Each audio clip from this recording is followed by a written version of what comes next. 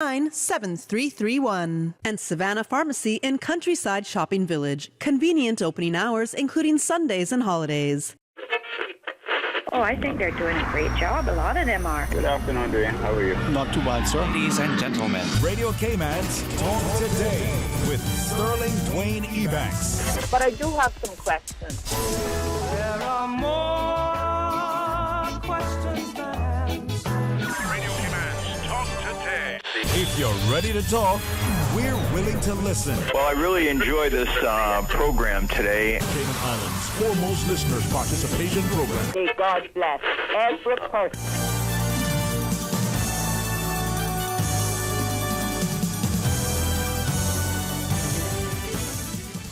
Hey, good afternoon. Radio Cayman. Wow, you see that? The acts of the ventriloquist. A pleasant, blessed good afternoon to everybody as we invite you to be part of our discussion. It's going to be this open line until 1:30, and then our friends from HSA will come in the studio and we'll talk about forensics. So stay tuned for Talk Today. Radio Cayman's Talk Today, the Cayman Islands' foremost listeners participation program. We ask our listeners to avoid statements or comments which are abusive, derogatory, malicious, or defamatory. Do not use any indecent language or make any statement which is false or misleading. Email talktoday@candw.ky or call 1-800-534-8255. Courtesy of Flow. Cayman's #1 network that connects you to your world like never before. Let your voice be heard. Once again, here's your host, Sterling Dwayne Ebanks.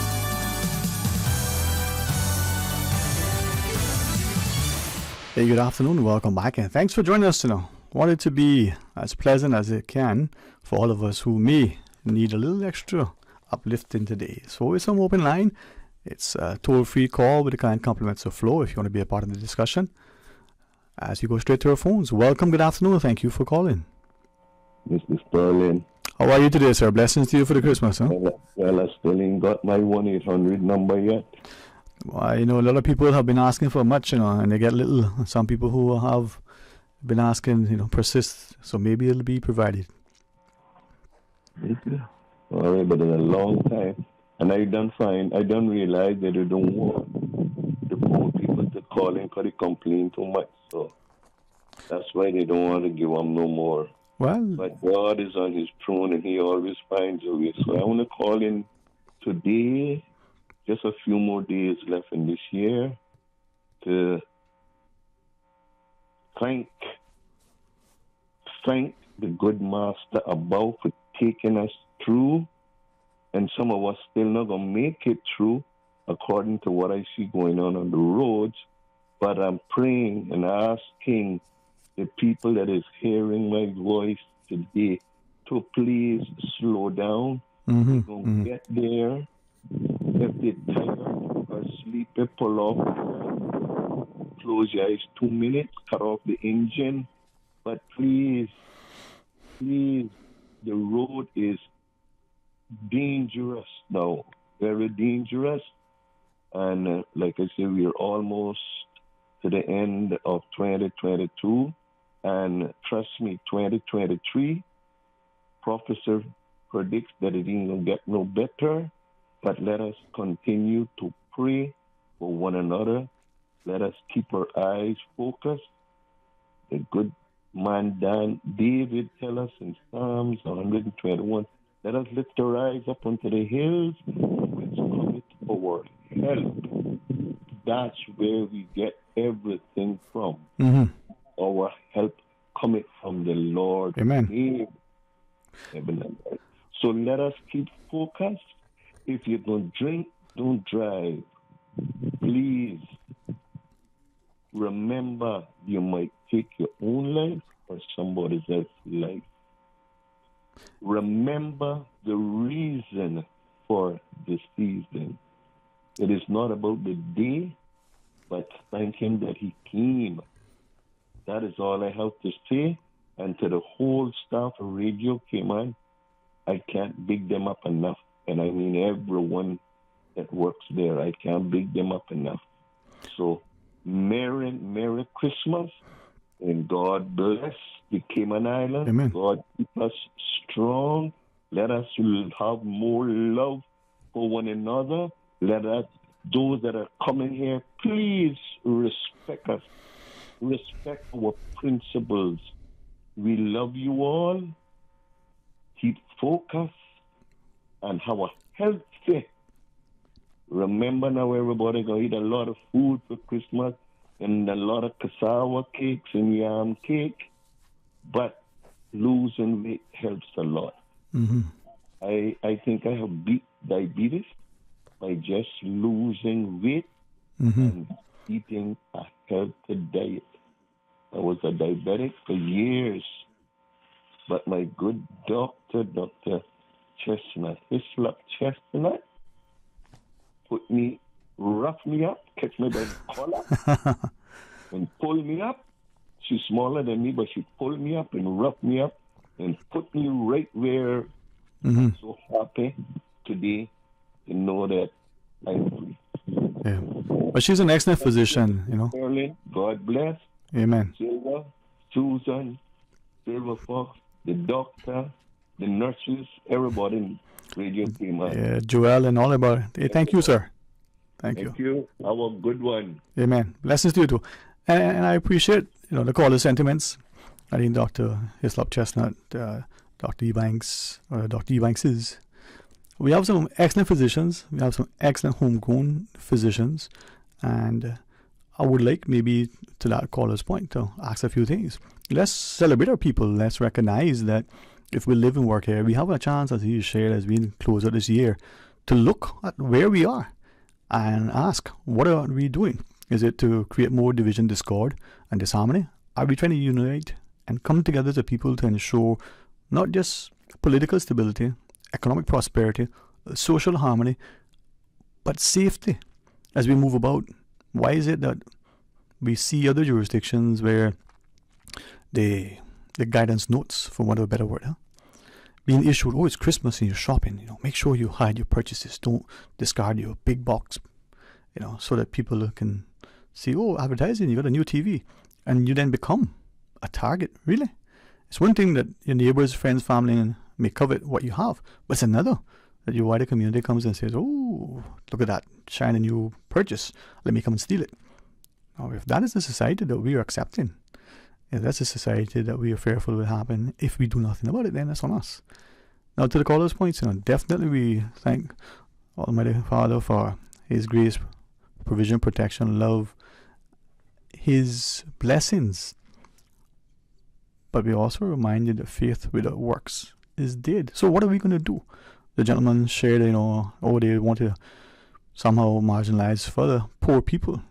He referenced an example, the 800 callers in there, so that may preclude, serve as an impediment for some because they can't, in their minds, justify the expenditure to make a phone call. That may seem to many, what do you mean, you don't have 2 cents to spend? For some, it may not just be a case of a day late and $1 short. For many people, finding that extra little, change is next to impossible. There's no, denying the financial hardships that many have. Whether you say it's because of their bad choices or the hand that was dealt. As Mr. Art reminds us, despite his well-earned, break, we still are our brother's keeper. And we need to find a way to put aside our petty differences to figure out what is the thing that we are doing or not doing that is hindering, hampering, hurting, as opposed to helping.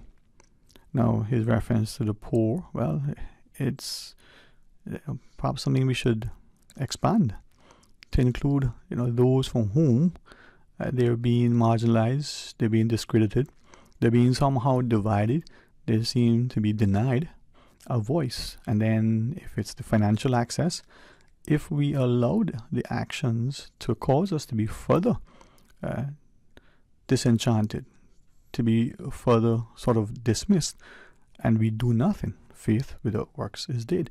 How do we expect there to be an improvement? Oftentimes you keep saying the same thing and then people get tired of hearing it because there's no longer resonates with them. But sometimes, repetition, they say, is what helps you to not only recall, but be so motivated that you do something about it in a very, very positive way. Yesterday in a call to Mr. Denniston, I used the word deliberately, protest.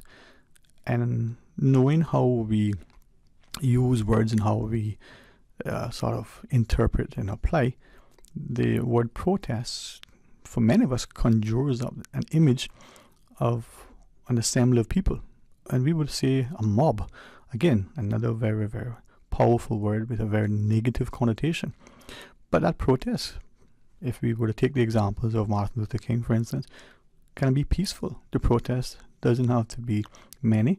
The protest doesn't have to be, certainly, I would ask that we rethink if that's what we believe. It doesn't have to be violent. It could be that consumer who has said, those business have a particular way of doing business and it doesn't accord with ethics and integrity, and so I will not make a purchase there. Or you might say, something similar, and change your buying habits. Perhaps change, if you can, from one producer, one business to another. Or you may decide, I'm gonna, as best as possible, if I can't change because I need this thing and this is the only provider, maybe convey that message so that it may inspire others, but it may also give the business an understanding that the consumer, even though it's one and they can dismiss it, at least they can't say they didn't know that there was a level of discord and displeasure at that particular practice. Now we're going to pause, take a first little break. I want to remind our listeners, open line until 1:30, 1:30 until 2. Our good friends from the Health Services Authority will come in. We'll talk about forensics. We will end the program today at 2 p.m. And would love to stay here to be given the honor and the privilege, day in and day out to facilitate a discussion. And sometimes we can be constantly talking and listening and giving people a chance to vent and to, share not just their frustrations, but hopefully some positive solutions. Today, we will end at 2 nonetheless. So let's pause and take a break and have you share with us. So give us a call. Stay tuned for Talk Today. For medical lab services in Cayman, go straight to MedLab. Blood test, x-ray and mammogram, all of that is MedLab. Affordable fees and friendly service, a full professional team. MedLab is always comfortable, MedLab is always clean. For medical lab services in Cayman, MedLab. The MedLab family would like to wish the entire Cayman Islands community a very Merry Christmas. They say variety is the spice of life. And that's why at Subway, we are introducing the new Boneless Hot Sub. Say what? The premium sub brings new ingredients like spicy breaded boneless chicken, French's crispy fried onions, and buffalo wing sauce, bringing a zesty and flavorful experience with every bite. Add some of your favorite veggies, cheese, and ranch sauce of your choice of freshly baked bread for the ultimate boneless hot sub. For a little spice in your life, try the new boneless hot sub from Subway. So good and tasty. And make it a meal with a drink and chips or cookies. Subway. Eat fresh. The Kirk Freeport Christmas Sweepstakes is back again, and for our 50th anniversary, we are giving away $50,000 in cash and prizes. Win one of three $5,000 cash prizes, a daily cash prize of $1,000, the Rolex draw on January 4th, or loads of other great prizes. Every purchase of $100 before noon on Christmas Eve qualifies for all remaining prize draws. Win your share of $50,000 of cash and prizes in the Anniversary Sweepstakes. Full details on KirkFreeport.com. Merry Christmas from everyone at Kirk Freeport. Increase your chance to win during the Rubis Pure Joy promotion. Don't miss Top Up Tuesdays at Jose's Rubis. Reflections offers you gas for less. Earn a stamp each time you spend $25 at Jose's Rubis. Collect all 8 stamps and you're entered to win cash, laptops, phones, and smart TVs during the Rubis weekly giveaways. Plus a grand prize of a piece of land in Grand Cayman, valued at $150,000. What? Are you serious? Ensure that you're healthy and fit before you visit with family and friends. Reflections offers 2 lateral flow test kits or 10 stylish black surgical masks for only $10. Purchase Reflections gift certificates for your loved ones and get entered to win a $150,000 piece of land during the Rubis Pure Joy promotion at Jose's Rubis. Did you know that ValueMed Pharmacy has a free online prescription service? Managing your health and medical requirements has never been easier with ValueMed. Simply visit value-medpharmacy.com. That's VALU-medpharmacy.com and click the Refill Prescriptions tab on our website. Fill in the information for new prescriptions or refills and choose your preferred pickup location, ValueMed on Walker's Road or Town. Then bring in your original prescription from your doctor when picking up. There's no need to stand in line and wait for your prescription. Save time and pick up prescriptions at your convenience by visiting value-medpharmacy.com. That's VALU-medpharmacy.com. Talk today. But I do have some questions. Talk today. Cayman Islands' foremost listeners participation program. Talk today. Because there are more questions than answers. What the public is saying. Waiting to take your calls right now. Sterling Dwayne EBANKS.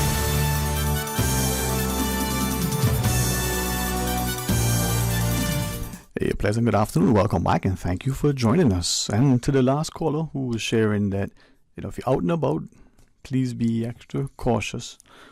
Certainly, very careful and considerate as you move about the road so that you're safe. Without question, don't drive under any kind of influence that may impair your judgment, may cause you to make an errant sort of turn and an unfortunate mishap. As he shared, including if you're tired. Many of us are working and we don't even realize how tired we are. And all of a sudden you just nod off for like a brief second. And that could lead to a very tragic outcome. Now, it's easier said than done because sometimes we don't even realize how tired we are. We don't appreciate that thing that we ate or we drank, how it may impact us. And there's one thing that we know for certain. You can't unring the bell.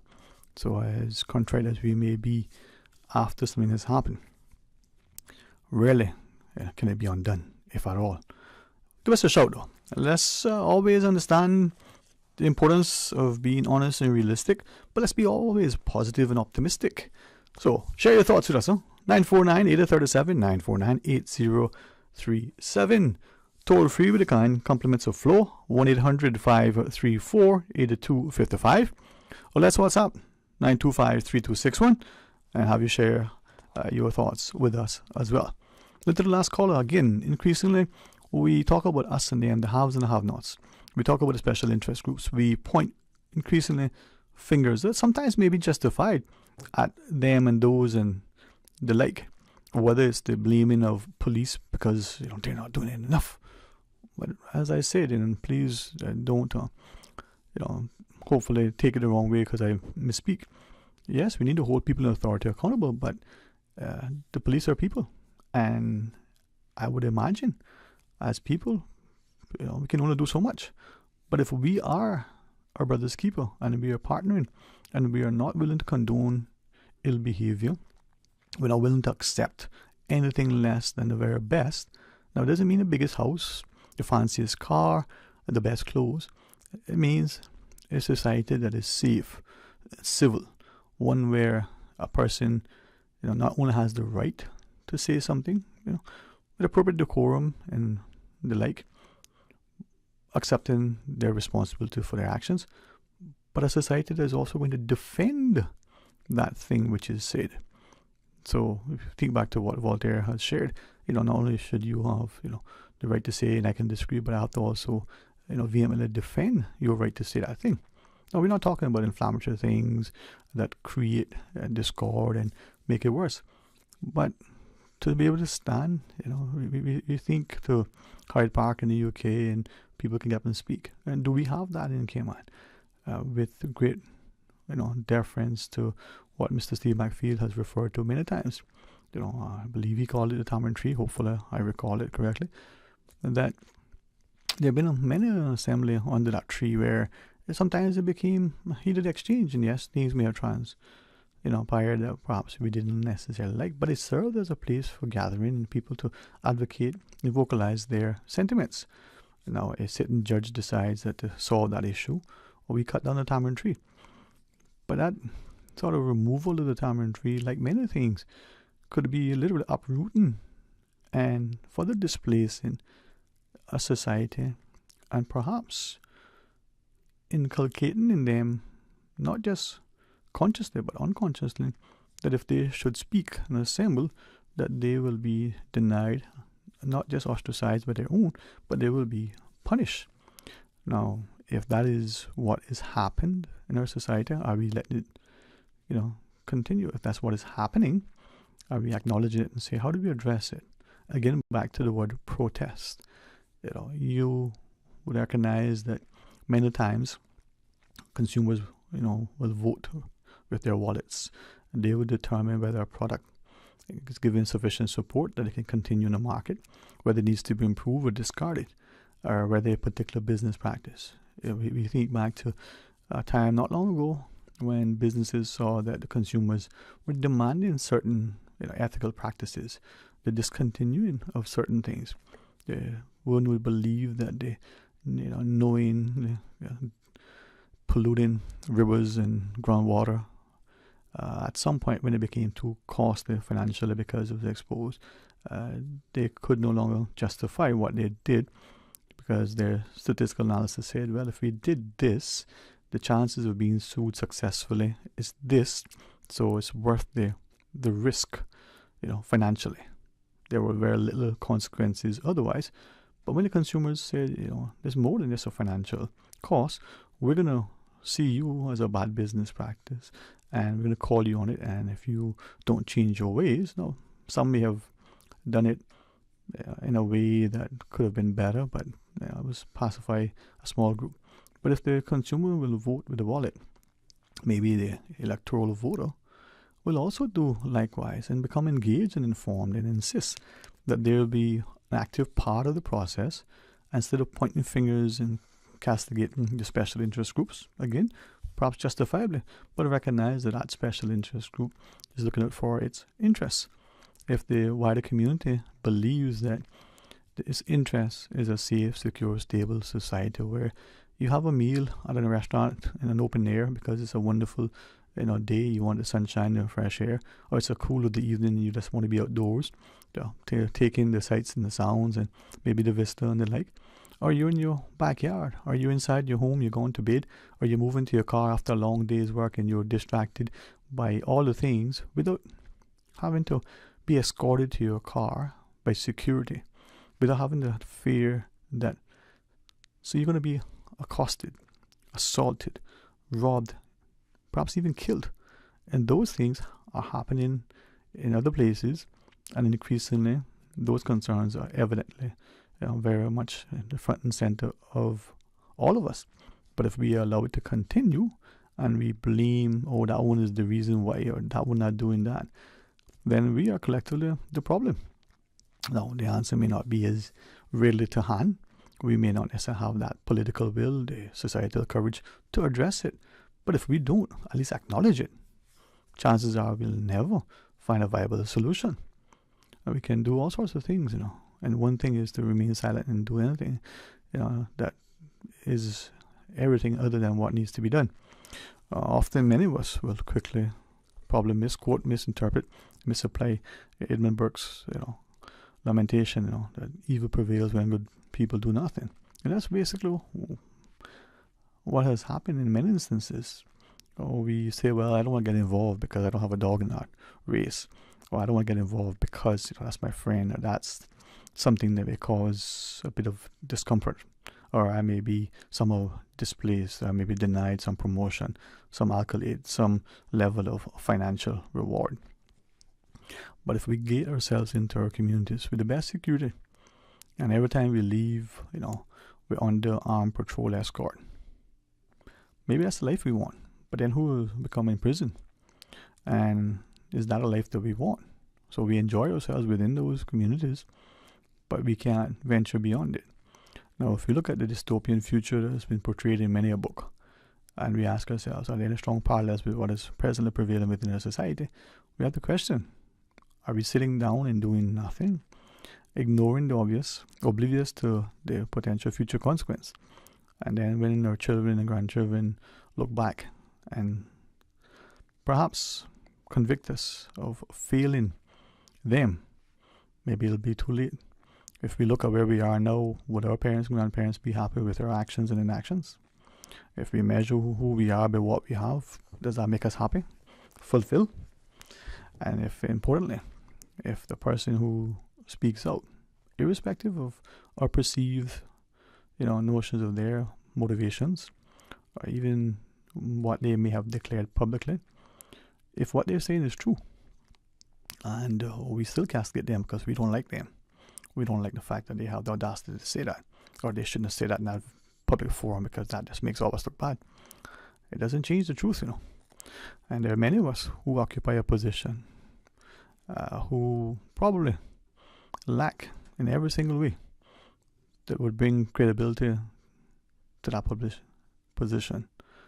By the end of the day, we let them flourish, or at the very least, we let them continue, and their actions and their presence just creates, further and further, pushing us down and down into a society where, if we're not careful, not only do we not recognize what is before us, it's too late to do anything about it because it's become that unsafe society. And the thing that attracted us, for the investor, for the visitor, for us to retire, is no longer evident. And so we either, as they say, pick up sticks and leave, or we resign ourselves that, well, this is what it is, so just have to learn to live with it. And then that cycle continues where it becomes, bad to worse to unbearable. It's not the society that I think that we want, but it certainly is the society that looks like we're heading to. All right, another quick break. Again, a reminder, open line until 1:30 to 2. Our friends from the HSA will come in, we'll talk about forensics, and then we'll have a early exit at 2 p.m. So join us after the break. Stay tuned for Talk Today. Savannah Pharmacy saved my life. Really? Was it the medication they got you? No, not this time. I forgot my wife's birthday. They were the perfect place for last-minute shopping. That's one way to give yourself heart failure. Don't wait last minute for Christmas. Savannah Pharmacy is stocked up for Christmas right now. Gifts for men, women, and children. Home decor, clothes, toys for all ages, fragrances, candles, handbags, and so much more. I was there the other day, and trust me, they'll even wrap all your presents too. Savannah Pharmacy, a lifesaver in more ways than one. Savannah Pharmacy in Countryside Shopping Village provides you with more than just prescriptions. Always just around the corner with everything your family needs for this holiday season. WhatsApp your prescription refills to 929-5045. For medical lab services in Cayman, go straight to MedLab. For a full range of medical services, pleasant, clean and comfortable environment, no long lines and affordable fees, visit MedLab at the Smith Road Plaza. Open Monday to Friday, 8:30 a.m. to 5 p.m. and half day on Saturdays. Call 949-7331 to make your appointment. For medical lab services in Cayman, MedLab. The MedLab family would like to wish the entire Cayman Islands community a very Merry Christmas. Wouldn't it have been grand if you had purchased land 30 years ago? It may not be 2020, but a perfect vision has never been more clear. Cayman Brac and Little Cayman, poised for growth with an eye on the future. Your land, your history, your future. Discover all that our sister islands have to offer. The best foundation you can wear is glowing, healthy skin. The offices of dermatologist Dr. Wayne Porter specialize in enhancing your skin's well-being. Whether you're seeking advanced skin care, including any skin cancers, Botox, filler, cosmetic skin enhancements, or simply looking to reduce wrinkles, Dr. Porter offers a full-service dermatology and dermatological surgery practice. For more information, email drportercayman@gmail.com or call 946-9020. That is 946-9020.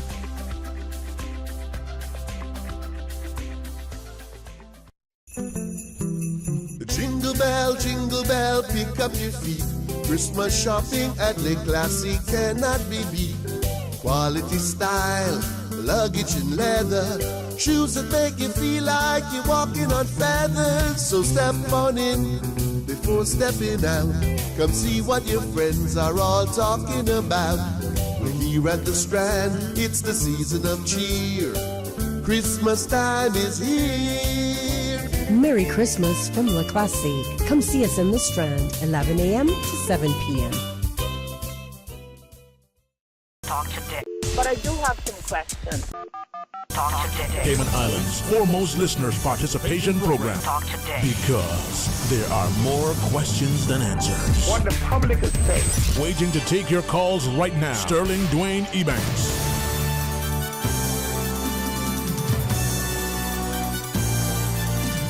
Hey, good afternoon, welcome back, and thanks for joining us. It is open line, 949-8037, 1-800-534-8255.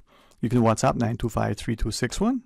You can, send us any thought you want that you think should be, properly sort of discussed, or at least introduced, so maybe people can think about it. And as we go into the wonderful festivities, as Mr. Shalette was reminding us, Mena's going to be partaking of the cassava cake. I'll be honest with you, I already started, and I can see immediately the wonderful impact. Perhaps that is what Santa Claus may have done in order to gain the weight he did, so he can present the jolly himself. He may have had a lot of cassava cake leading up to the Christmas day, because man, that can pack on the pounds easily. And as he said, the weight can go on without you even trying. Maybe it takes a little bit more effort to take it off. And as we consider those changes that we want to employ, some of us call them, our resolutions. I always thought, well, maybe it's a revolution. Again, a nice little word that sadly has always had a negative connotation. But you're changing what you're doing, your mindset, your approach, because you want it to be something that is different from what you did. So as we resolve to look at it, I could ask all of us to strongly consider, for our own health and well-being, but as an example to our families, our friends, our co-workers, and the like, to do positive things from initially a few steps each day to become a lot more. That over the years ahead, you see a transformation in ourselves, our physical transformation, our mental sort of agility and health. And now for many of us, it's after something has happened that has given us a wake-up call. But for some of us, maybe we could see that thing that has occurred in others and try to see if we can employ it. Now, perhaps the caution and the reminder should be, let's not expect an overnight change. If one day you wake up and found that you no longer can fit into the clothes that you once did, ask yourself, did that happen from one sleep to the next? Or has that been gradually, over the last 10, 20 years? It may have been, just the last year, but it wasn't overnight. So don't try to, get back to some semblance of that self overnight. Now you may find that you even improve. You may find that for different reasons you're not quite there. Maybe it's the things that have happened that are irreversible, but it can be improved. I'm always confident that things can always be better. It may not necessarily be better for you, but your actions could inspire others that could be better for them. And each person doing something good with a clear conscience and a committed, investment would make it better. It's very much like I think what we have done for our children from each successive generation. The challenge that we have to perhaps ask, have we done it in such a way that in making it better for them, we've created easier with better? So that adage and story that sometimes we've been reminded of, the great-grandfather, had to walk to work, and then, the next generation perhaps rode a bicycle, and then this one took, and each successive generation perhaps found it easier and easier and easier, so that at some point that lack of appreciation for a concerted, consistent effort to improve your lifestyle, it's become so easy that you no longer have that, in my words, that drive, that ambition, that motivation to make things better. You create it being easy with better. I rarely know any instance, or anyone has shared an instance where they have something for nothing. Now, it may be given to them, whether through inheritance or a gifting of some sort. But it was at a cost to someone, and it will be at a cost to the recipient as well at some point. And we're told there is no free lunch, yet we seem to be, blinded and somehow believing that we can get something for nothing. Well, I don't think that is possible, because that thing that's been given to you, even with the greatest of love, came at some effort by somebody. And what we may be doing today is a great disservice if, as our colleague yesterday talked about the education opportunities, if we're not ensuring that our children are sufficiently motivated and resourced to pursue education, and after they get the academic education, they're given the opportunity to test their mettle by giving the opportunities for the experience to further enhance their expertise. If we're not doing that, are we doing deliberately sometimes? And this would be the sinister thing. What is a deliberate attempt to ensure that they're further marginalized and discredited, and somehow, denying those opportunities provides in them the notion that it doesn't make sense, because the goalposts keep moving. And by the same token, if there are others now who with less ability are being elevated and promoted, being showcased as the new success. I had a chance deliberately to speak to someone who isn't from this jurisdiction, who used to visit, but given what has been transpiring in the last few years, found that there are other things to do and can't really take time to physically be present in some of the places that once was the favorite haunt, as it were. And had done a study through sort of the academic pursuits on first generation people in a society. So their parents come over, they work extremely hard. Some societies would have many children, some would just invest in one child, put all the eggs in one basket as the person shared, and that child would then continue the family name, bring great pride and honor to the family by being a quote-unquote success, defined by the profession the child is now in, by the businesses, by the financial and societal reward. And then that child has children, and the same thing occurs. But that first generation, who now come into that country, seem to be driven, pushed almost. We would say nurtured, but pushed. And then there's a success. And had asked, when the person was here and came out much more, if something similar was happening here. By no stretch of the imagination was the person being disrespectful or derogatory, but was saying that that's part of the reason why you see immigrants to our country enjoying the success. They have a shared commonality. And there's a pride and there's a desire, and wherever they are at that time, whatever the living conditions or whatever the working conditions, there's a conclusion that that is better than the other alternative, whether the country of origin or the last country to which they've just come. And that causes them to be so motivated that they are propelled. Now, when they are able to navigate the system such that opportunities are being afforded, now she shared that in the Cayman context, the sense of generosity and community that existed, where we helped each other, that it didn't matter, or whether it was the church where you would expect it to be. They had events for children, and they only saw a child. Whether it was in the community through the service clubs or the like, they only saw the person. She questioned in recent times. Now, she gave us a particular timeline. She didn't know if it was because of the global events.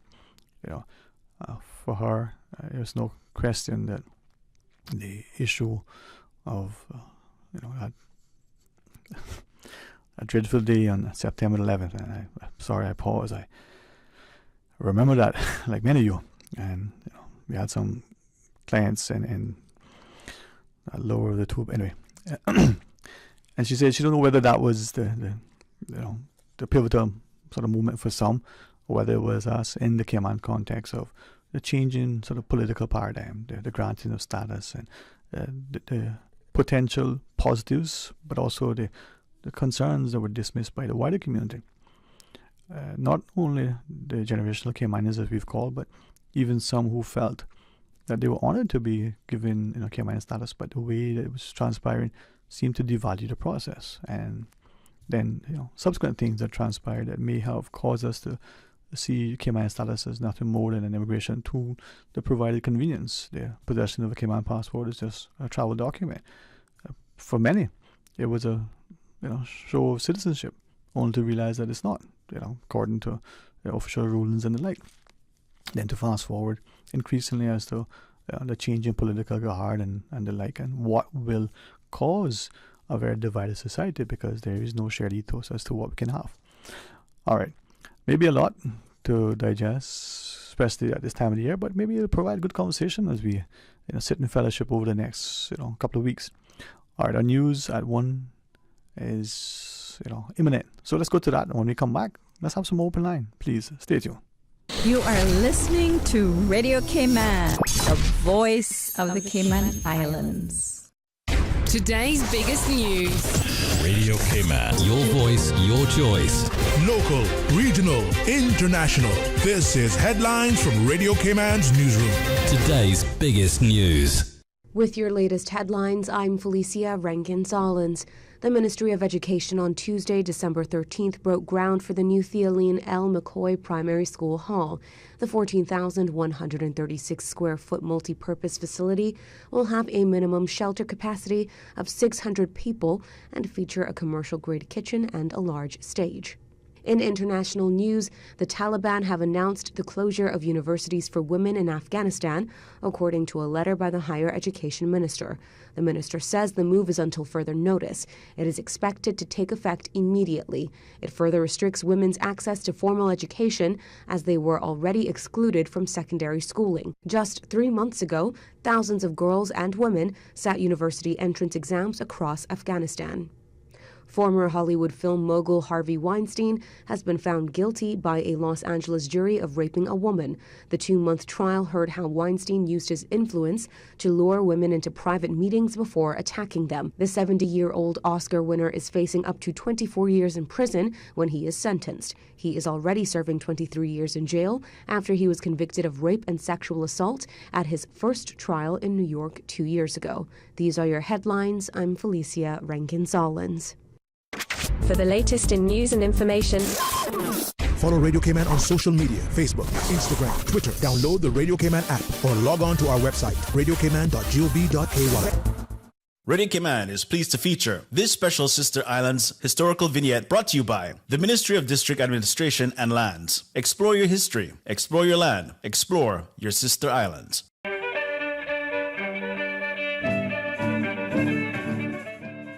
Born in Watering Place, Cayman Brac, on the 8th day of July, 1936, Captain Fred Elman Scott was the 5th child born to Nalio and Vera Scott.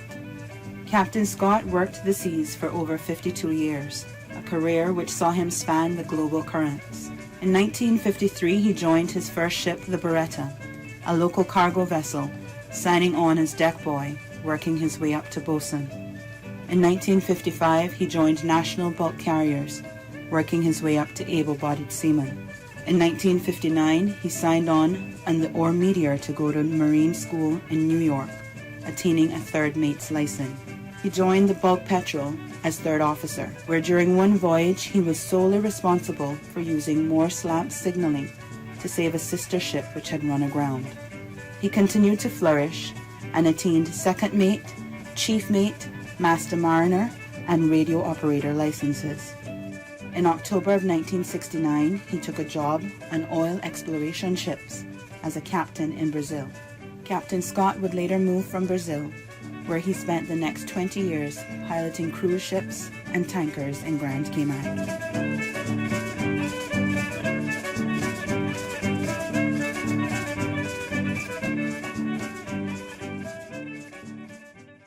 Radio Cayman is pleased to feature this special Sister Islands historical vignette brought to you by the Ministry of District Administration and Lands. Explore your history, explore your land, explore your Sister Islands. Explore your history, explore your land, Explore your sister islands, the ultimate staycation experience. Your culture, your freedom, the land that time forgot isn't gone. It's your sister islands. Discover all that our sister islands have to offer. So much happening so fast, too much. It is hard for me to follow my health care instructions. The private counseling with West Bay Pharmacy literally saved my life. At West Bay Pharmacy, we know how complex medications can be. Our pharmacists are delighted to offer you personalized one-on-one healthcare counseling, free medication review, therapeutic callbacks, and we will liaise with your physician to ensure you receive the best in quality medical care. Quality of life has a whole new meaning with the right pharmacy to support you. Thank you, West Bay Pharmacy. West Bay Pharmacy in Centennial Towers. Convenient quality care is just around the corner. Now you can WhatsApp your West Bay Pharmacy prescriptions to 516-0777. Talk today. But I do have some questions. Talk today. Cayman Islands' foremost listeners participation program. Talk today. Because there are more questions than answers. What the public is saying. Waiting to take your calls right now. Sterling Dwayne EBANKS.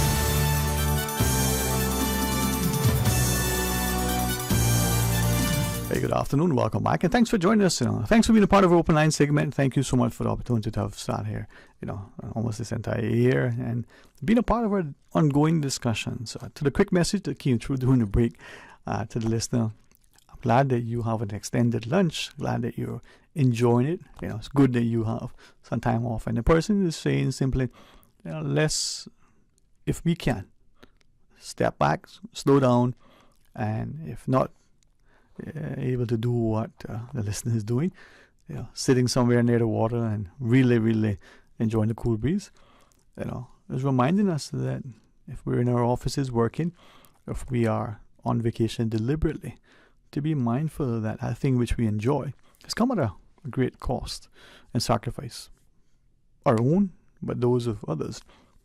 But to be absolutely, cognizant that there are many people who would love to be able to enjoy the freedoms that we have, who would love to, be able to share a moment with someone who's no longer here, some of whom have physically left and have had to relocate to other places because financially they found it impossible or they've been pulled for other reasons. But as the listener shared, some of whom we would want here but will never return because they're no longer part of this physical realm. And to be prayerful and considerate and understanding that as many, like the listener, who consciously now sits by the water to reflect on that loss, mindful that those individuals would probably give almost anything to have a moment to undo something that didn't seem to be significant at the time, but now haunts them, or understanding what it was, but appreciating that it's just a transparent moment and no one knows the hour of the day. But understanding also, as the listener shared, that thing that we take for granted, that stability and that democracy, that freedom, can easily be taken, and sometimes not even by force, be yielded. And even though we were rushing back from the break, shared that look how easily we are willing to give up freedoms that were hard fought, freedoms from whom many of us wouldn't have but for that physical relocation by the family to escape a certain space because of the economic hardship, the brewing political situation.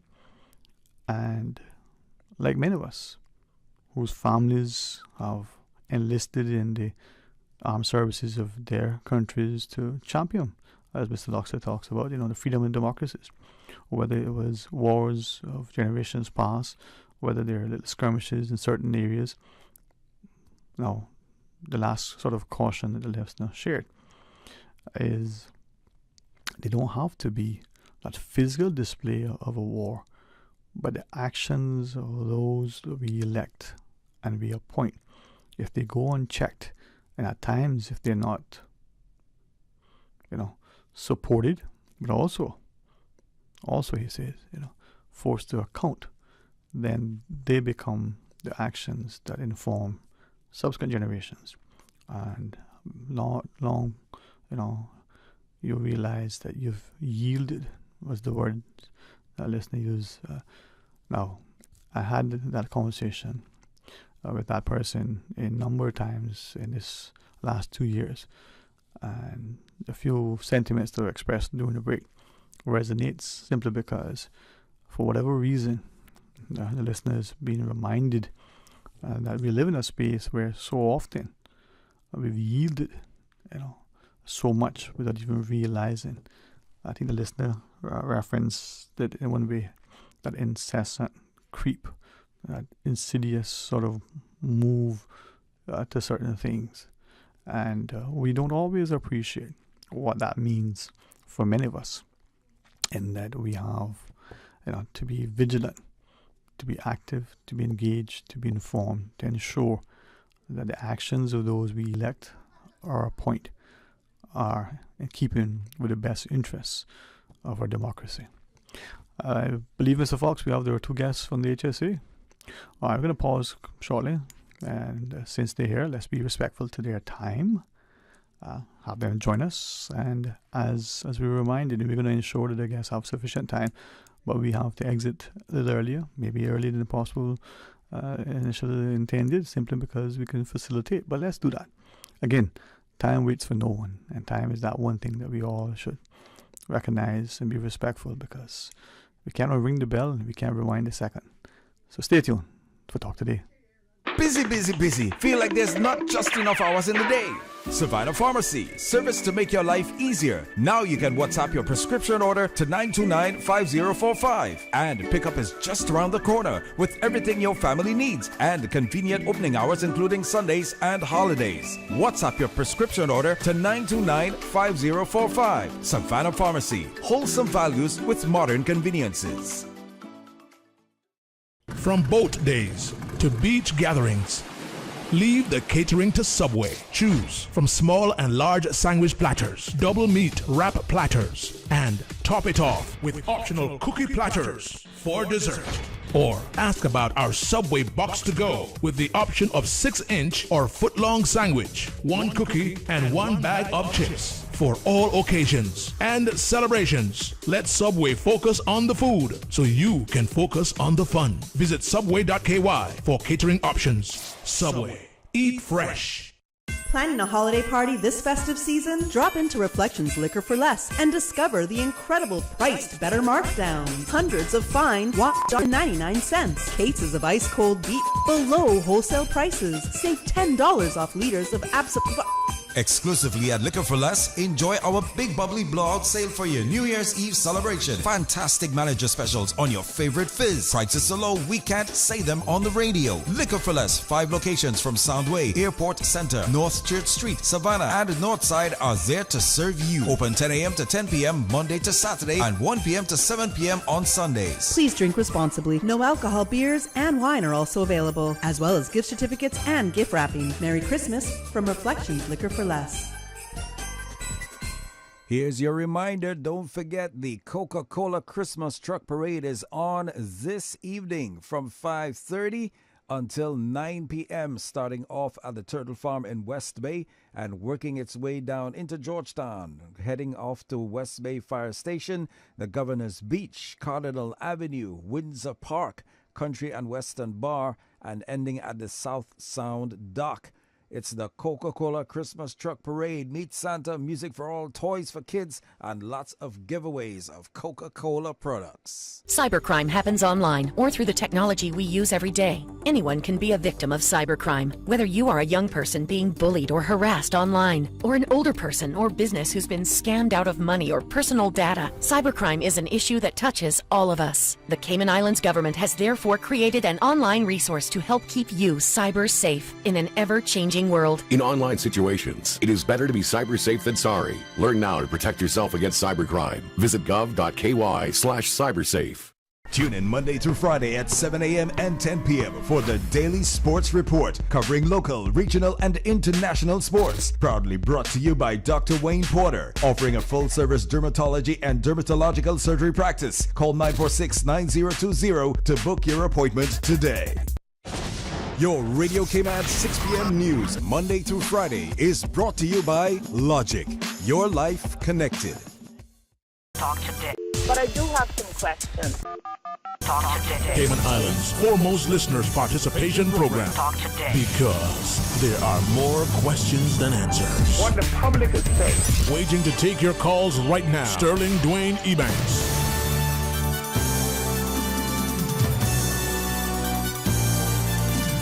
Hey, good afternoon, welcome back, and thanks for joining us, and thanks to our excellent team over at the Health Services Authority for on a regular basis being able to have this opportunity to share with them, and hopefully by extension encouraging more of us to look at the health services as a very, very viable career, not just the lucrative, sort of financial rewards, but more about what you get out of the job, what you give to it, and the importance of it. And for me, it's for us to appreciate that it goes beyond what we may see as somebody in the healthcare sector, the front-facing nurses and the like. There's so much more. And if you're a lawyer, you're an accountant, you are an electrician, there is a space for you, as I've seen it, within the health services sector.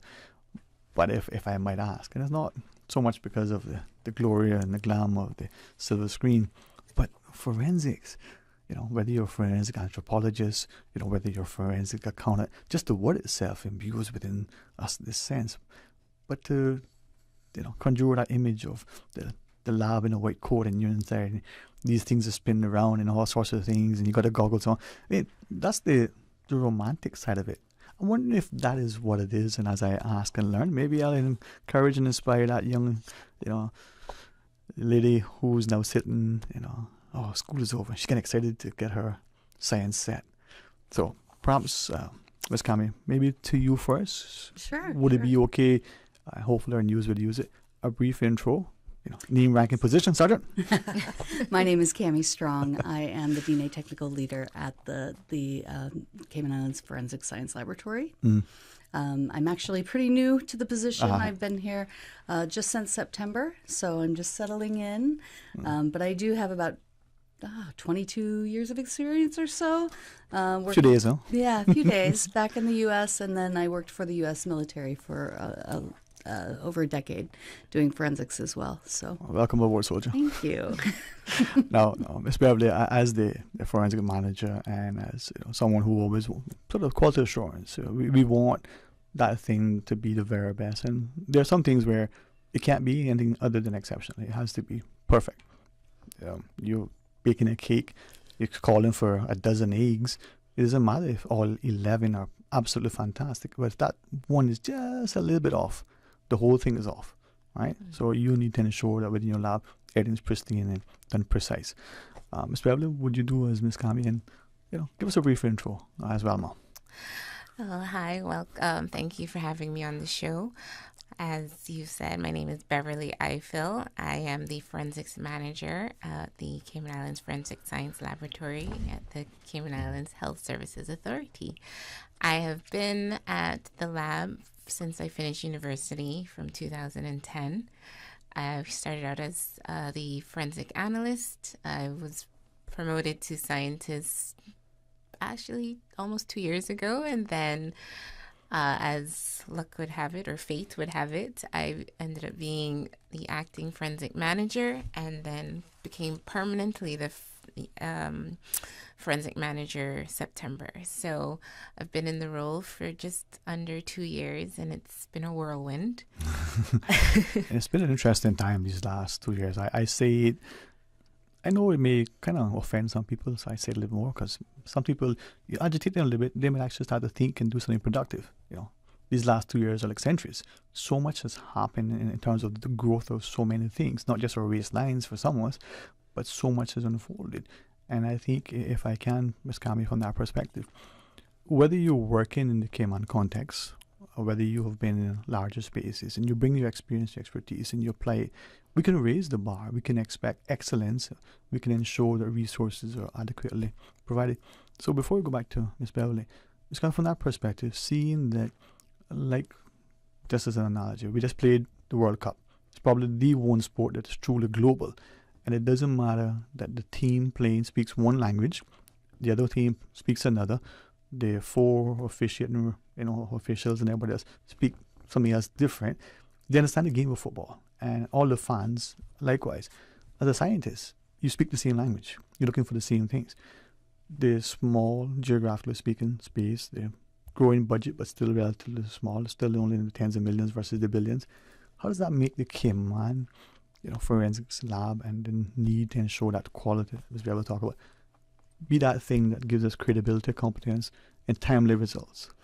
Well, the wonderful thing about this laboratory is we have such amazing experience that have come and worked there. We have several examiners that have worked other laboratories before they came here with years of experience, and it's great to bring, like you said, we speak the same language, but we all have little nuances that we bring with us from other places as well. So it's very interesting and exciting to incorporate those good things that we've learned in our other laboratories and help with our efficiency and that sort of thing. One of the most exciting things that happened within the last week is you were talking about quality. We just went through our reaccreditation audit last week, and it went very well. And thanks to Beverly and all of her hard work as the quality manager, we were able to really impress, I think, the auditors and help get our reaccreditation, and actually add some additional disciplines to the scope. So that's really exciting. It really shows that we are doing things to that quality standard that is expected in forensic science. And thank you for that. And I think many times in our society, we downplay our accomplishments, or we feel that when we celebrate, we're bragging. And yet we're quick to applaud other places for doing things that we did before or not as good as could be. We won't get into that sort of societal impact, but Ms. Beverly, I'm happy to if you want. But from that perspective, not only the importance of that, reaccreditation, but share with us in forensics. What is it you're doing? We have different labs. We have the police with their forensics unit. How does that play in? If you can share, we have the autopsies that occur and the importance of that. How does that play in? So that through this discussion, I'm hoping that as parents, we'll encourage our children. Hey, think about using your skill set in this area, and these are the reasons. I reference, forensic anthropology. Wouldn't it be nice to, when an excavation that they're looking at the archaeological site, they also look at the things and see how we as people were impacted by what happened, but also how we are affected. That doesn't happen unless someone takes a concerted effort. So the reaccreditation and what your lab does and what is forensics and its impact in Cayman, help us to appreciate it. Okay, so just to start, we do have morgue services. So we hold autopsies. There are coroner's cases, and then there are medical cases that don't involve the coroner's office. So if a family requires or requests an autopsy to be done for their personal, not curiosity, but closure, for their closure, peace of mind, they can request, as well as if there's any suspicious activity or circumstances surrounding the death, the coroner would get involved, and those become police and coroner cases. We don't have a forensic pathologist, but our resident pathologists are studying and doing some courses in order to have that service available readily. At the moment, if we require forensic pathology, we would need to have someone from overseas come in. But we do have two local pathologists who are dealing with all of the cases that come in. So that's the more exciting things. And for the forensics, we offer forensic biology, which encompasses the forensic DNA casework. So that's evidence we will receive from our CIPS. Sometimes, once in a while, there's some evidence from CBC. We also do paternity cases as well as databasing. So we have arrestee samples that come in that we will then upload to our local database. Then we have forensic toxicology services. So for people for pre-employment, they can come in for a urine drug screen. And we do have the capability to do blood drug screening as well. So that is a new service that we're slowly going to implement as well. We also have clients from the drug rehabilitation centers, and we can also do casework from autopsies. So we'll do we'll analyze the vitreous humor and the blood samples for alcohol levels, as well as any DUI cases, so driving under the influence. We get samples from RCIPS for that as well. And then we have drug chemistry, which we do the testing and analyzing of bulk drug cases, so such as the canoes that you hear that wash up ashore, or the packages of white substance that we get in, that the police get in, and we take samples and we confirm what drug it is, what unknown drug it is. As well as some tablets, unknown medications that, if CBC confiscates anything from, say, travelers coming in through the airport, they want us to test to see, is this really the medication that it says on the bottle versus is it ecstasy or some illicit drug. And I really appreciate you sharing that, and I'm hoping that just my natural curiosity, I had a teacher say, man, I kind of wish I had more students like you who know that really, because I'll be here all day. You learn by asking questions, and I think that's the beautiful part of you as a scientist. You wonder about things. In asking that, could we then share maybe a few things when you think about the forensic pathologist? For some of us, we don't appreciate what that involves, and not having, maybe it's the demand, the financial costs in terms of that resource being employed and the frequency of it. But the forensic pathologist is separate than just the pathologist. There's much more, right? So, Ms. Kami, what would be the significant differences and the importance of having a forensic pathologist versus just a pathologist? So I think there are definitely certain specific requirements for court, especially. So the word forensics in of itself is the use of science to support court of law, and rule of law. So having somebody that is trained as a forensic pathologist, they may have additional training that will look at things like wound patterns and damage that may have been incurred to the body in the commission of a crime, that maybe a medical pathologist didn't have that in-depth training in that specific, very niche area, I guess you could say. Specialized. Very specialized. Yeah. Yes. And this is where I think that as a society we start to appreciate that we're talking about being a 21st century society, and we want all the latest gadgets. The importance for the society to be able to be supported on all ends with as much expertise and specialization as we can. The fact that your lab does everything from that pre-employment screening to all the other things that go on within our society. May I then ask, we go to the blood lab, for instance, in phlebotomy, and our physicians ask for us to check blood glucose levels or cholesterol or all the tests that we get you.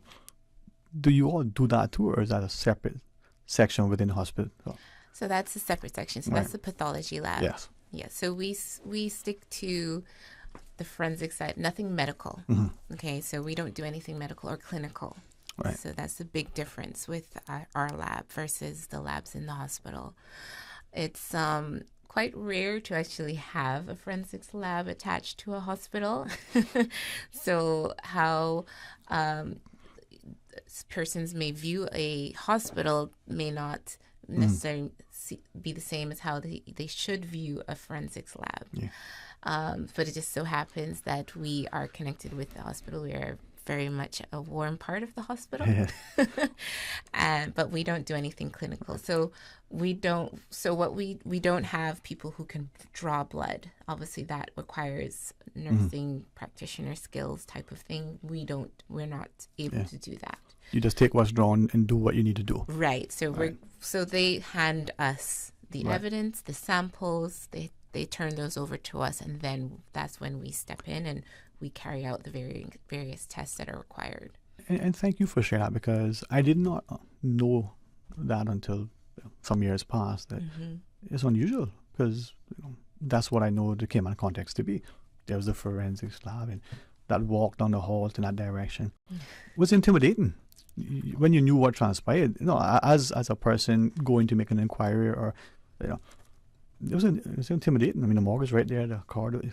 It is intimidating. I know you make it there every day, but the other lab, it was only frightening. You got to get a needle, you got to get your blood drawn, and you got to go back to your doctor for your results. Understand that there are two different things. So the accreditation you have independently verifies the caliber, the excellent standard. Right, Ms. Kami? And we should be, as a country, celebrating this thing that many times would have to have been done elsewhere at perhaps delayed time and cost and the like. That's correct. Absolutely, yes. That's right. Until I think it was 2009, I believe, the police were sending samples over DNA forensic DNA casework overseas to Florida. So we started to we got accredited, I believe, in 2009 for forensic DNA, and then short time after that is when the police were able to start sending things locally here to our lab. Once we had the personnel to carry out the testing. May I then ask then? You've inferred, but just for clarity, whether it's the police or some other entity that collects, I'll use the word samples, so you tell me if that's the right thing. You need to analyze the stuff that they're saying. Make it easier for us in my part of the world to understand. That collection is absolutely crucial. The way it's done to avoid contaminants. Two things. What are we doing to ensure, and just since we use the police, they want this thing to be sent to you so that when they get back their report, the forensic lab has sent this is good as gold. What assurance do we have that when you receive it, it's been properly, chain of custody lawyers talk about, the collection has been done in the way it should be done. Ms. Kami? Yes, and you hit the nail on the head. Chain of custody is kind of the first step, when it comes into the laboratory, and we have the scenes of crimes officers that bring those things to us. Up until that point, they have ensured that the collection and chain of custody has been done properly. There's a lot of communication between us and scenes of crime, so that we are aware of kind of what had transpired, what might be the best sources of DNA, for example, in a case. So that communication is a very key thing. And then once it gets into the laboratory, we have the internal chain of custody, and we keep things in a secure evidence room and that sort of thing. We also, like I said, work with RCIPS and other submitters.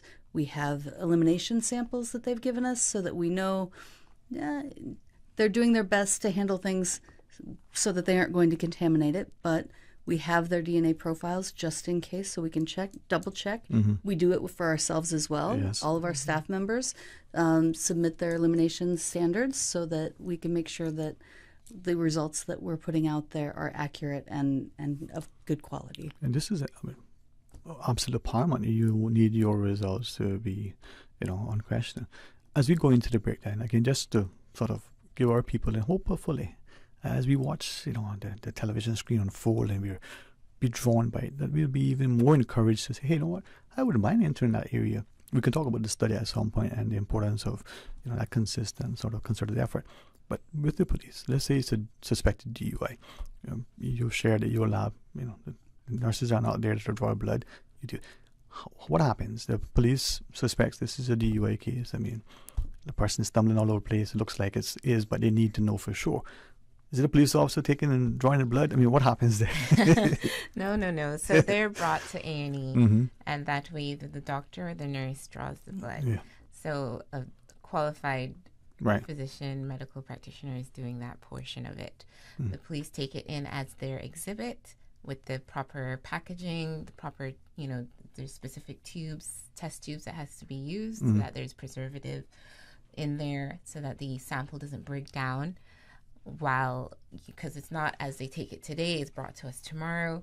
It's, there's a internal process that RCIPS have to do before it gets to us. So they may store it, they have to, they store it properly in the refrigerator. And then once their paperwork and sort of, and submission into their evidence chain of custody and database and so on is completed, then they bring it over to us. So it's so they have to take the patient to A&E for that part to be done. The person is taken to A&E, the samples are done by the physicians, the blood then is then given back to the police officer. Yes. They do their part and then it comes over to you. Yes.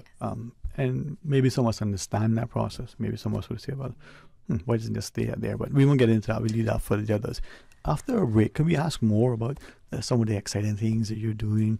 Share with us. And I wish that we had 3 hours because there's so much of what you do. But looking forward to the continued discussion after the break. Yes. Hey, forensics, it's not just on TV. Stay tuned for Talk Today. They say variety is the spice of life. And that's why at Subway, we're introducing the new Boneless Hot Sub. Say what? The premium sub brings new ingredients like spicy breaded boneless chicken, French's crispy fried onions, and buffalo wing sauce, bringing a zesty and flavorful experience with every bite. Add some of your favorite veggies, cheese, and ranch sauce of your choice of freshly baked bread for the ultimate boneless hot sub. For a little spice in your life, try the new boneless hot sub from Subway. So good and tasty. And make it a meal with a drink and chips or cookies. Subway.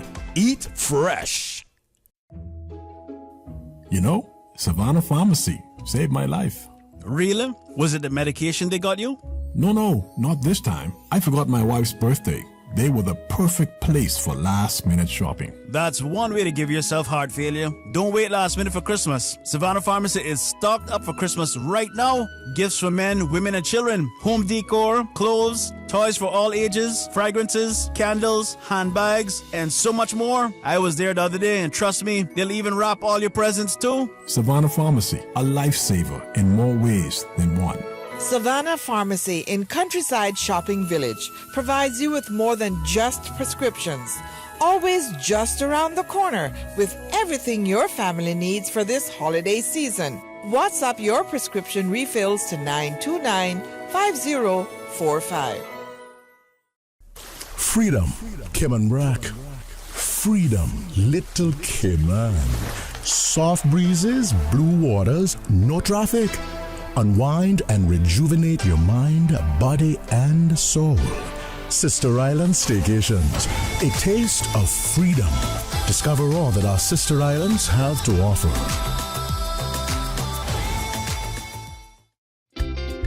For medical lab services in Cayman, go straight to MedLab. Blood test, x-ray, and mammogram, all of that is MedLab. Affordable fees and friendly service, a full professional team. MedLab is always comfortable, MedLab is always clean. For medical lab services in Cayman, MedLab. The MedLab family would like to wish the entire Cayman Islands community a very Merry Christmas. How do you turn your house into a home for the holidays? Well, by getting your home furnishings and accessories from Tomlinson Furniture and the Mattress Gallery. Whether entertaining large parties or having a cozy Christmas, Tomlinson Furniture has a wide selection of pieces perfect for your purpose. Shop now until Christmas Eve and be entered to win weekly prizes. For daily specials, follow our Facebook and Instagram pages. Wishing our faithful customers a happy holiday season. Visit Tomlinson Furniture and the Mattress Gallery in the Tomlinson Building, corner of Hospital and Walkers Road. Ho, ho, ho, ho. Tis Santa here. Join me and my elves for the 2022 Coca-Cola Christmas Parade, Grand Cayman's cheeriest Christmas tradition. Tuesday, December 20th, my elves and reindeer will be soaring from the heart of West Bay at 5:30 p.m. with 7 stops: Turtle Farm, West Bay Fire Station, Governors, Cardinal Avenue, Windsor Park, Country and Western, and South Sound Dock. My elves and I will be giving away presents throughout the parade. Ho, ho, ho. So come out for a wave. Join the Christmas cheer, the 2022 Coca-Cola Christmas Parade, Tuesday, December 20th, starting from West Bay, 5:30 p.m. Talk today. But I do have some questions. Talk today. Cayman Islands' foremost listeners participation program. Talk today. Because there are more questions than answers. What the public is saying. Waiting to take your calls right now. Sterling DWAYNE EBANKS.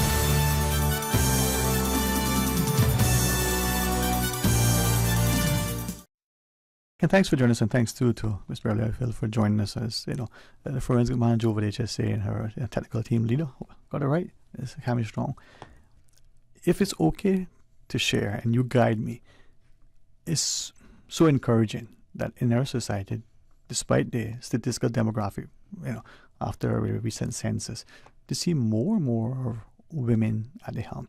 Because for me, that harkens back to what we know from the historical context, or men meant to see, or women made a society run. And to sit and chat with two, not just capable, competent, but strong leaders with the intellect, should encourage our mothers to encourage our daughters in particular that, you know what, the premier, the governor, is going to be a female for the second time. Hey, let no man and let no one discourage you because of your age or because of otherwise. So if I might, continue to represent and be strong. Thank you. If I might yes, say, wow. Something about forensic science that a lot of people don't realize is it is very female dominated. Yes. It is, and that holds true worldwide. Mm-hmm. I visited the forensic laboratory in Kuwait one time. There were 2 men working in that lab. They had over 40 employees, 2 men. Why is that? Very female dominated. I think it's our attention to detail. I'm inclined to agree with you. I think that's part of it. I think it's also a way. I don't know about you, Beverly, but for me, it was just that way of giving back to the community and giving some justice to those victims and to those families, and that's kind of what got me interested in forensics. It was a way for me to help and be part of the solution. It's that nurturing sort of ethos that we see in many of the women in our society. For you, Ms. Beverly, what drew you to forensics? I was a summer intern at the HSA way back when. 2 years ago, I think it was. Let's go. So I actually learned about forensics before CSI and NCIS made it super popular. I learned about it from Law and Order. And it was just a word. There was no lab to be seen. It was just a word. Oh, the forensics was done. And I'm like, what is forensics?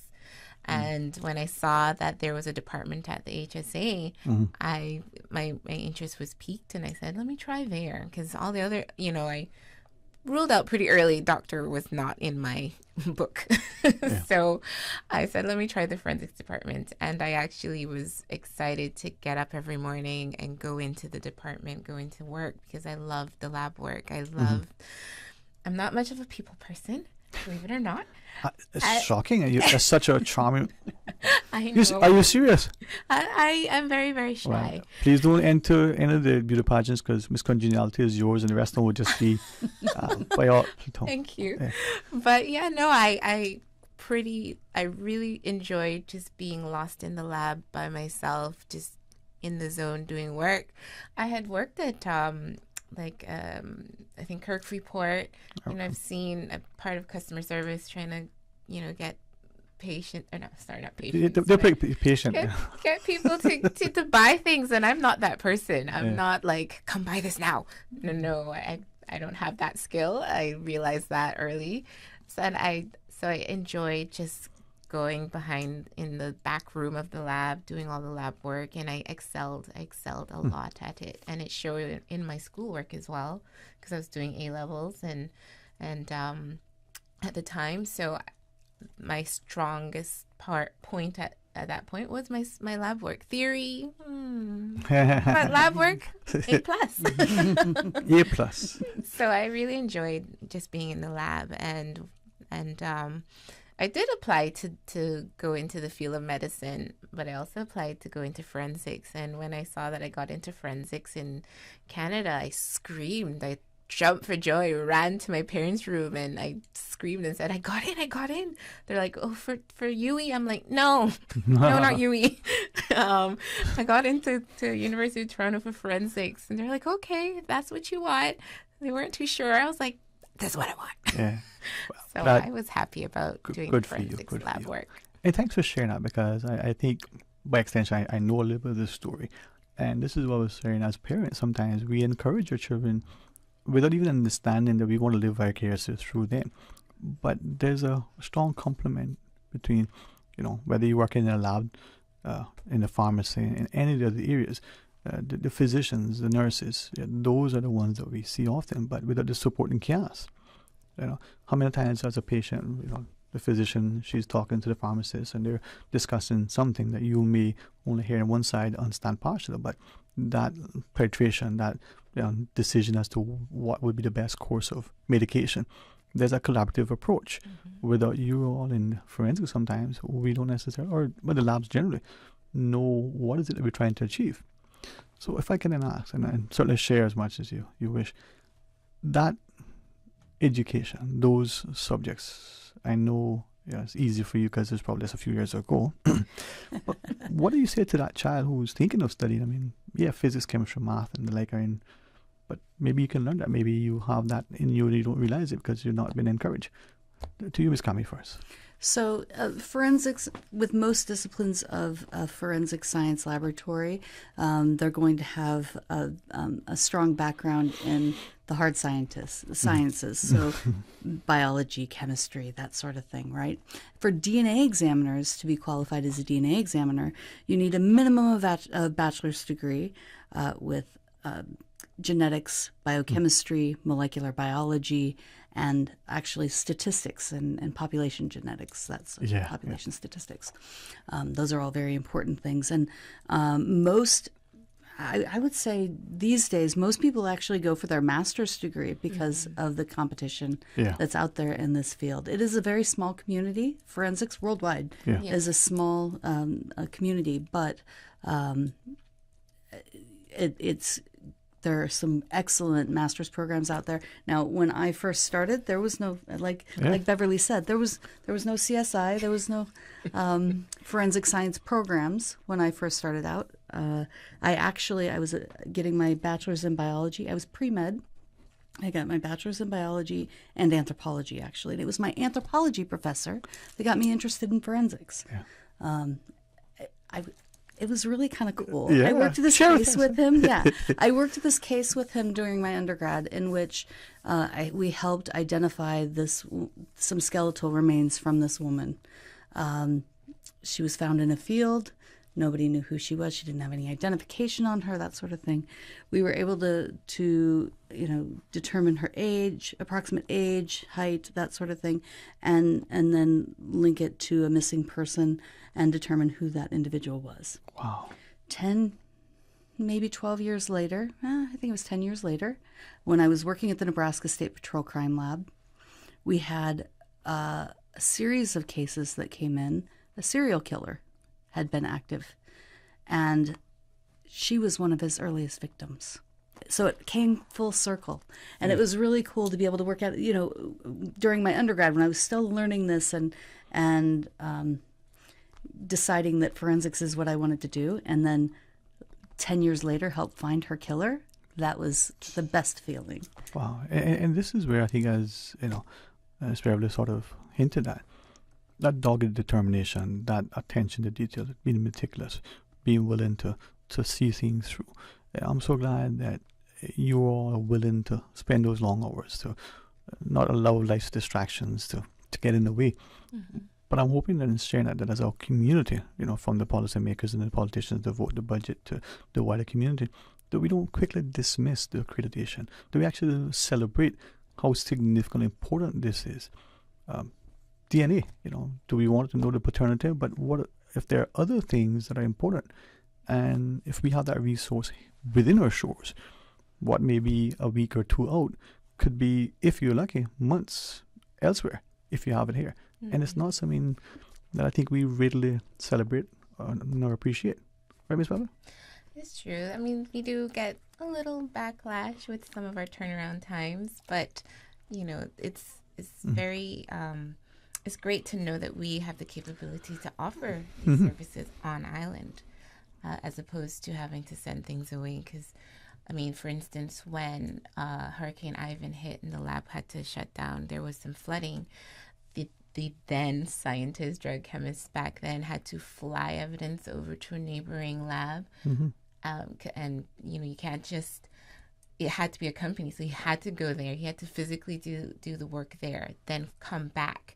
And that's, that just the mere fact that we weren't able to offer it on island in just that small instance because of the impact Hurricane Ivan had on us, it makes you appreciate that yes, we're able to rely on local services versus having to find a lab and find a lab that's accredited at the same time or in the process of being accredited to ensure that the work that they're producing is as of high quality. Yeah.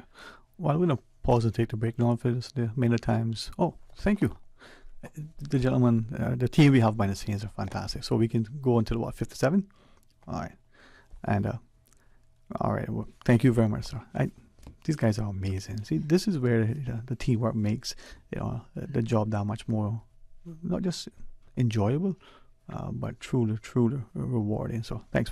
All right, we can chat until we stop chatting as we speak to Miss Beverly and Phil, and together with Cammy Strong over the HSA. I am excited about this discussion, and it's not because of what we see on TV in these days. For me, it was the books that we were reading. Sometimes the jargon and the scenes that they would set, and for many of us, it may inspire us to like the word forensics. What is that as a young child? But for some of us, it may encourage us to actually want to continue to raise the bar. So as I ask that, what do we then say to the wider community in relation as we celebrate your work? Because it's unsung, it's unheralded.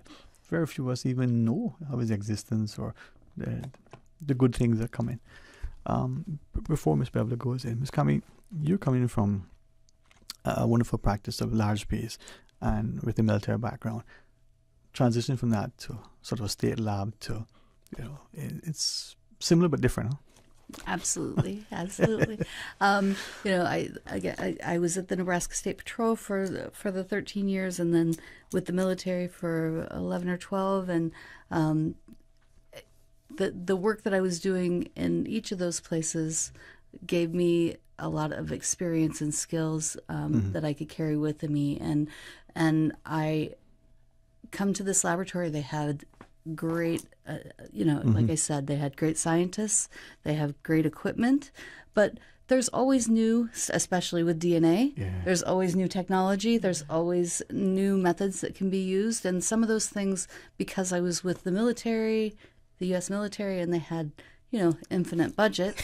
We had a lot of those tools, and actually our laboratory with the U.S. military was able to be on the forefront of some of the new technology coming out. So I'm hoping that we can get that integrated to the laboratory here and bring that to the services to this location. With absolute assurance that what I say will be taken politically.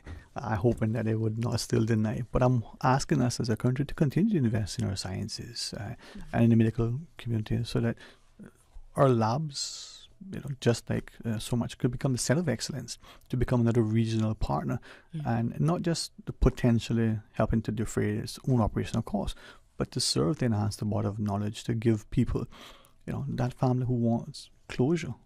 Maybe not be the appropriate word, just to know, it was that was so young and so sudden, and I don't mean to bring hurt to people, but you want everything to that person who says, what is my DNA looking like? What is this thing? That we provide that without having to shop overseas, buy local, right?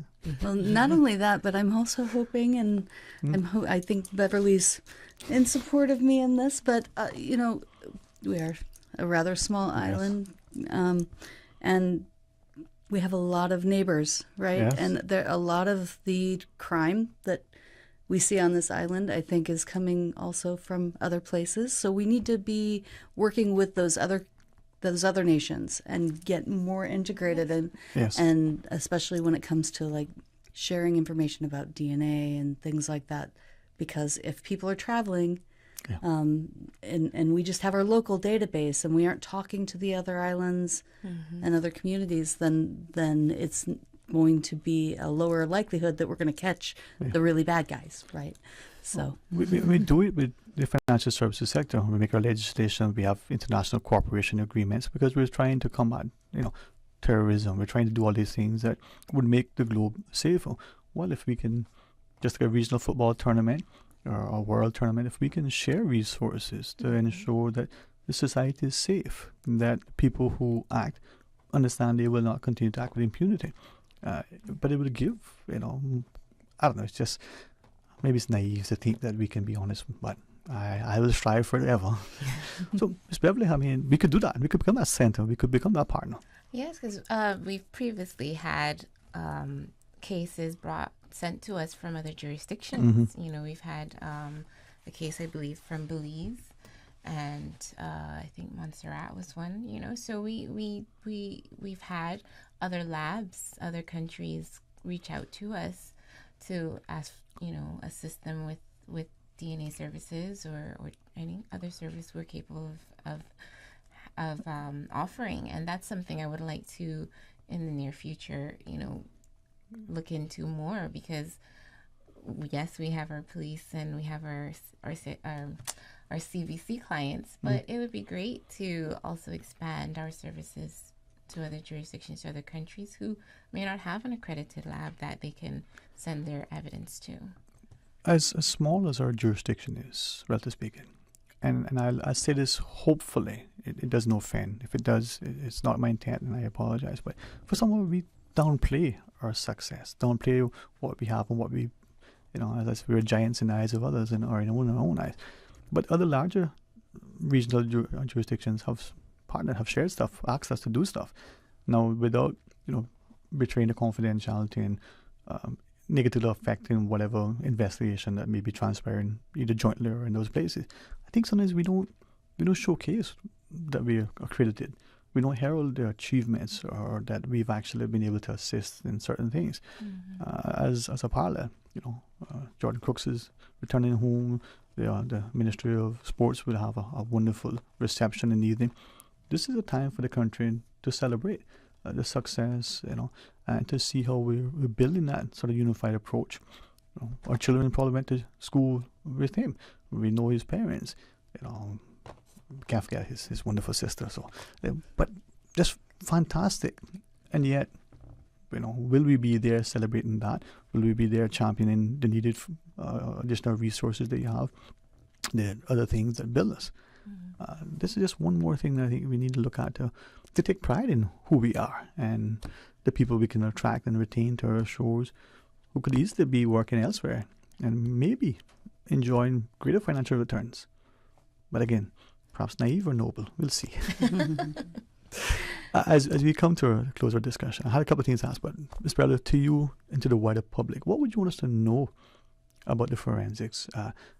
And of course, always make that appeal for our students to consider. You're bringing your skill set and your interests into this area.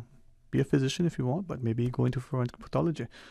Perhaps, physician is attractive and charming, but your skill set and, purpose could be better served, like Ms. Beverly said. I'm always an advocate for the internship program that the agency puts on every summer. I went through it, and that's how I found my passion of being a forensic scientist. And I encourage all the students who have an interest. It's not just forensic pathology, but there's forensic accounting. So if you're good with numbers, you can do that. There's footwear impressions, there's forensic documentation, forgery, that sort of thing. So it's not just being in the lab. Yes, our side of things is being in the lab, but there's a wider range. There's fire investigation as well for forensics. Yeah. So if you're a fireman, you could go into that. So you could pretty much tack on forensics in front of any job title, and it's a legit job. I'd be a forensic talk show. No, it doesn't work. Almost in the job. I just kidding. So I would encourage, even if you're not, good at chemistry or biology or physics, there's a wide range of forensics to go into. So you can always look into, and just to get an idea of what we do, you apply for the internship program. I encourage anyone and everyone to apply. We try to accommodate as many students in the summer as possible, and I always speak with them, and I try to guide as many as I can to say, what area would you like to go into? As Miss Cami said, for the forensic biology, you definitely have to have, it's very strict, the type of courses you have to take. Mhm. It's more relaxed for the other disciplines, but for, so it's good to know that information before you even set foot applying to, your university, because they can come back and they don't have the courses they need. And then it's like, I'm sorry, I can't hire you. And then it's, we're not for Caymanians, but I want to make sure they know what they're supposed to study from before they even leave the island, or even, go to University College of the Cayman Islands. Sorry. It's will be University of Cayman Islands. I'm used to it being community college. That's when I went. So that's you're dating me. Yeah. I know, but it wasn't my library, was it? So I'm always trying to speak to as many, at the fairs that they have, the job fairs and stuff. And, it is fulfilling in its own way. And if I say, if you have the stomach to be a doctor, I commend you. I'm the one who, I don't really like live people because they can feel things. Dead people don't feel anything. So, that's the difference for me personally. Yeah. And that's what that kind of led me to forensics as well. I'm glad that you found your passion, and I wish you continued success and enjoyment. Ms. Cami, what final words would you want to share with the listeners? I really cannot explain the joy that I've felt finding my passion and being able to work in this field. And I always encourage both young boys and girls that if they have an interest in science, that forensics, it's more than just the science. It's putting that puzzle together, and it's bringing that closure and justice to the families. So there's so many different aspects of it. And, I was very fortunate that I was able to take that and apply it kind of in a field work environment when I was working for the military, and whatever it is that I always told my kids when they graduated high school, I told them, I was like, what is it that you like doing? So do that. Don't worry about the money. It'll follow. You become an expert in that area. You become, if you're passionate about it, you'll continue to learn and grow in that area. And so do that. And that's what forensic science has always been for me. And I would love to, I love to raise up baby forensic scientists. So. You know what, we build, and I pray that ambition will be realized, where we become that regional center of excellence, where we can have that, cross-border cooperation and ensure that for society to be safe, we have to ensure that those individuals who may want to commit acts, that there's someone who's hot on the trail. So thank you both. If it's okay, may I wish you a very blessed and safe and festive holiday. Thank you. Same to you. As we go about, through our actions, we'll inspire, encourage, and nurture others to take up the mantle. So thank you for your time. Thank you. All right, to our listeners, thank you for allowing us to exit a little bit early today. And join us tomorrow right after the midday news. And until then, be blessed.